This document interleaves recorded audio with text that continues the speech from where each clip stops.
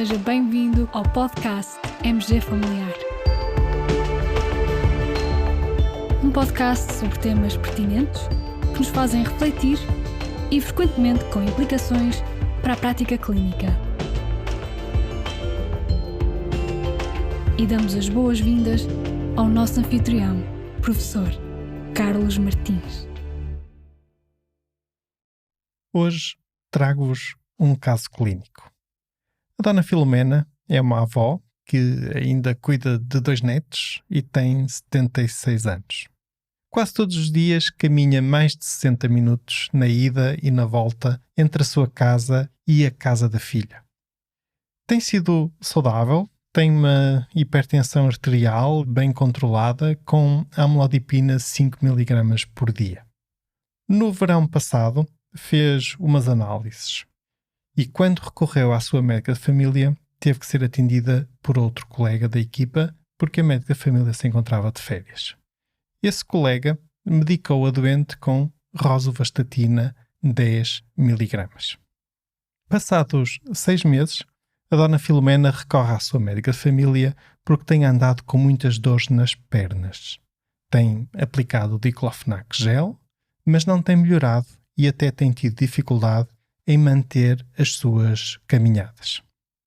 Já teve que pedir à filha para a vir buscar de carro para poder ir à casa dela.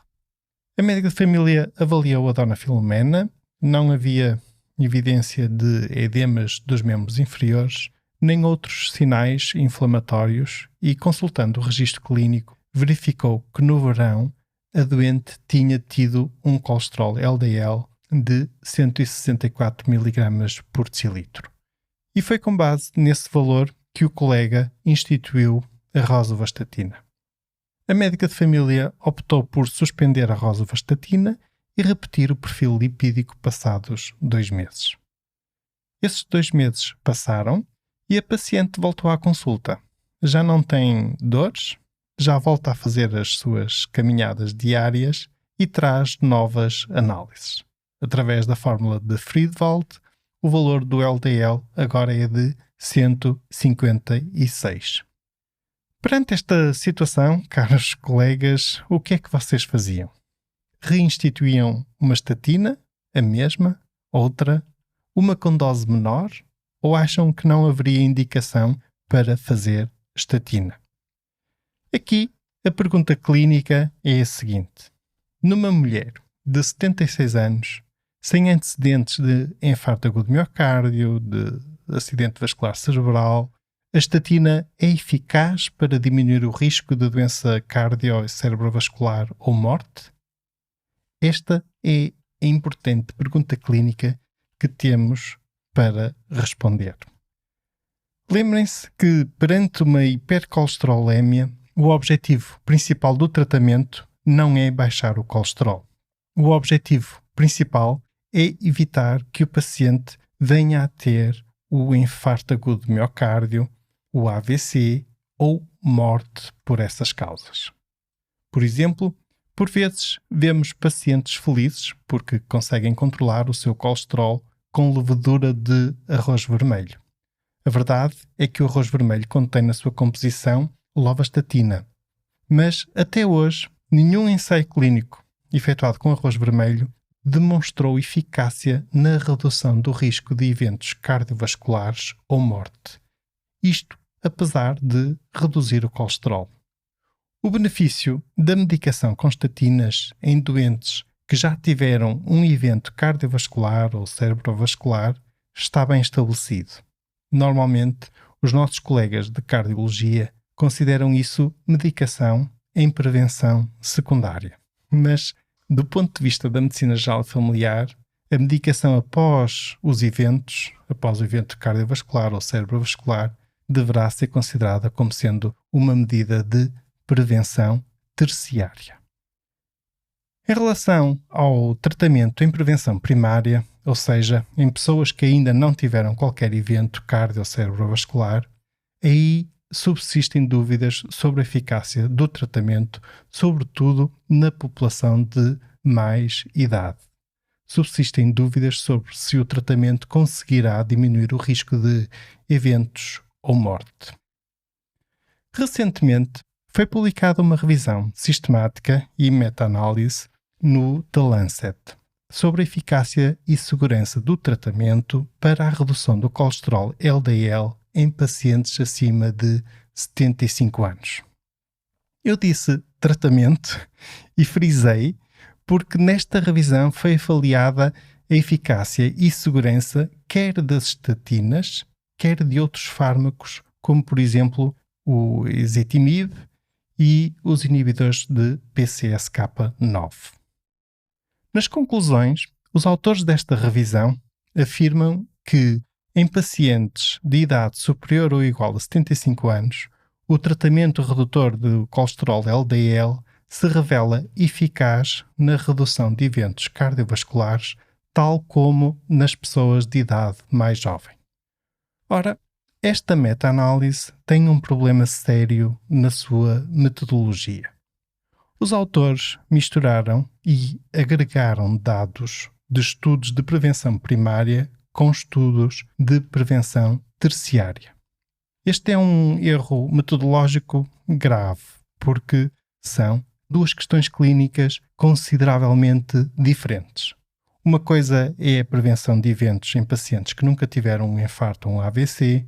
Outra coisa é a prevenção de eventos em doentes que já tiveram esse tipo de problemas de saúde.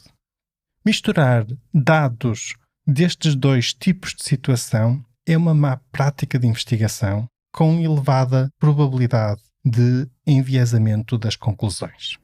E querem ver como isto é verdade? Consultando o anexo que é publicado como ficheiro suplementar ao artigo no The Lancet, é possível verificar que afinal os autores até realizaram uma subanálise em que separaram a prevenção primária da prevenção terciária.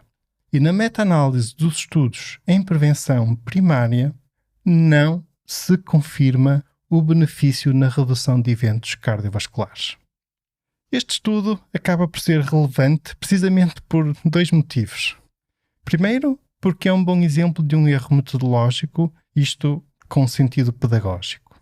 Segundo, porque consultando o tal ficheiro suplementar, este é mais um estudo que vem demonstrar a falta de eficácia das estatinas e de outros tratamentos hipolipidemiantes em prevenção primária. Sobre esta mesma questão, já agora, há um ensaio clínico randomizado a decorrer, o STARRY Trial, que visa avaliar a eficácia da atorvastatina na redução de eventos em pessoas acima dos 70 anos, em contexto de prevenção primária. São aguardados os resultados para daqui a 2 anos e poderemos ter nessa altura uma nova luz e nova evidência científica sobre este tema. Já agora, outra curiosidade sobre a revisão sistemática publicada no The Lancet: não se verificou diferença entre o efeito das estatinas e o efeito dos inibidores PCSK9 ou o efeito do ezetimibe. Quer isto dizer, em contexto de prevenção terciária, verificou-se benefício com os 3 grupos de fármacos e em contexto de prevenção primária, não se verificou benefício com qualquer um deles. Voltando agora ao nosso caso clínico, com base nos dados disponíveis no apêndice desta revisão sistemática, a Dona Filomena não teria indicação para manter a estatina. Por outro lado, também seria importante ponderar aqui o balanço entre benefício e potencial dano da instituição do tratamento. Quando se instituiu a estatina, neste caso, a Dona Filomena perdeu qualidade de vida. Antes do tratamento, a paciente estava bem, sentia-se bem, apenas tinha um parâmetro analítico alterado. Com a instituição do tratamento, a qualidade de vida da paciente deteriorou-se. Aliás, a partir daí, a Dona Filomena, que antes se sentia bem, passou a sentir-se doente. Aqui está um exemplo como, com a intenção de prevenirmos doença futura, acabamos por transformar desnecessariamente uma pessoa que se sente bem numa pessoa doente. E há ainda uma particularidade, neste caso da Dona Filomena, a terem atenção. Tal como consta nas guidelines da Sociedade Europeia de Cardiologia, a associação da amlodipina à estatina aumenta o risco de miopatias. Ou seja, caso se optasse por reintroduzir a estatina, seria sensato tentar um outro fármaco antihipertensor para diminuir o risco de miopatia. Caros colegas, como sempre, junto deste episódio do nosso podcast, partilhamos o link de acesso aos artigos originais aqui mencionados, nomeadamente o acesso à revisão do The Lancet e também ao registro do ensaio clínico STARry Trial. Muito obrigado pela vossa companhia, fiquem bem, continuem bem.